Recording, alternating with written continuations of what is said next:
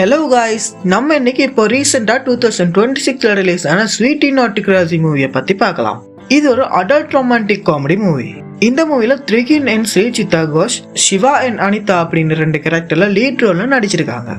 சிவா ஒரு college student. இவன் ரொம்ப ஜாலியா இருக்கக்கூடிய ஒரு சாமான கேரக்டர். அனிதா சிவாவோட லவ்வர் அல்லது வைஃப்னு கூட சொல்லலாம். அப்புறம் இனியா என்றாதா சிவாவோட பாஸ்ட் லைஃப்ல தொடர்புடைய பெண்களை நடிச்சிருப்பாங்க. சிவா கோயம்புத்தூர்ல ஒரு காலேஜ் ஸ்டூடெண்ட். அவன் ரொம்ப ஜாலியா காலேஜ் லைஃபை என்ஜாய் பண்ற ஒரு பையன். அவன் அனிதா அப்படின்னு ஒரு பொண்ணு கூட ரிலேஷன்ஷிப்ல இருப்பான். இவன் அனிதாவை லவ் பண்றதுக்கு முன்னாடி இவனோட லைஃப்ல சில ஷார்ட் டேர்ம் அஃபேர்ஸ் இருந்திருக்கும். முதல்ல அவனோட டியூஷன் டீச்சர் இனியா, அதுக்கப்புறம் அவனை விட வயசுல மூத்த இன்னொருத்தவங்க ராதா.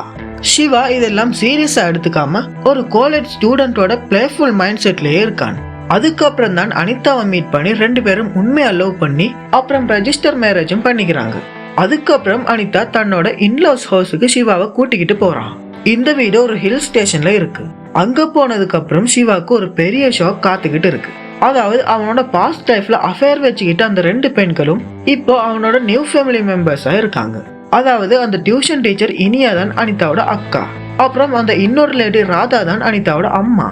அப்புறம் சிவா ஒரே வீட்டுக்குள்ள தன்னோட மனைவி, அப்புறம் முன்னாடி லவ் பண்ண அவளோட அக்கா, அப்புறம் அவளோட அம்மா அப்படின்னு மாட்டிக்கிறான். அப்புறம் இந்த ஆக்வர்ட் சிச்சுவேஷனை சிவா எப்படி ஹேண்டில் பண்றான், அப்புறம் இந்த உண்மை அனிதாக்கு தெரியுமா இல்லையா அப்படிங்கிறது தான் கிளைமேக்ஸ்.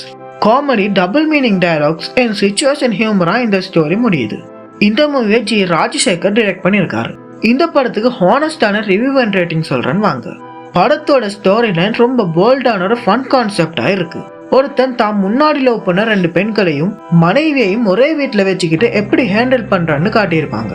அப்புறம் நம்ம லீட் ஆக்டர் த்ரிகின் இந்த மாதிரி ஒரு க்ளூலெஸ் சாமான ரோலுக்கு பெர்ஃபெக்டா செட் ஆயிருக்காரு. அப்புறம் நம்ம ஸ்ரீசிதா கோஷும் ஒரு இன்னசென்டான லவ்வரா நல்லாவே நடிச்சிருக்காங்க. அப்புறம் சீனியர் ஆக்ட்ரஸ் இனியா என்றாதா அவங்க கேரக்டர்ஸை போல்டா ஹேண்டில் பண்ணிருக்காங்க. அப்புறம் எஸ்என் அருணகிரியோட மியூசிக் யூத்ஃபுல்லாவும் இருந்துச்சு.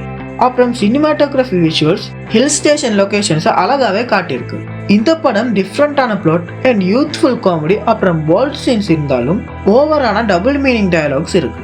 அப்புறம் செகண்ட் ஹாஃப் கொஞ்சம் ஸ்லோவா போற மாதிரியும் இருந்துச்சு. இது ஒரு கில்ட்டி பிளஷர் மூவி. ஒரு தடவை வேணா ஜாலியா பார்க்கலாம். ஆனா இந்த மூவியை கண்டிப்பா ஃபேமிலியோட இருந்து பார்க்க முடியாது. ஏன்னா இது ஒரு அடல்ட் கான்செப்ட் உள்ள மூவி. இந்த மூவிக்கு என்னோட ரேட்டிங் 10க்கு 6.3 கொடுப்பேன். ஓகே கைஸ், இன்னும் ஒரு வீடியோல சந்திக்கலாம். தேங்க்ஸ் ஃபார் வாட்சிங்.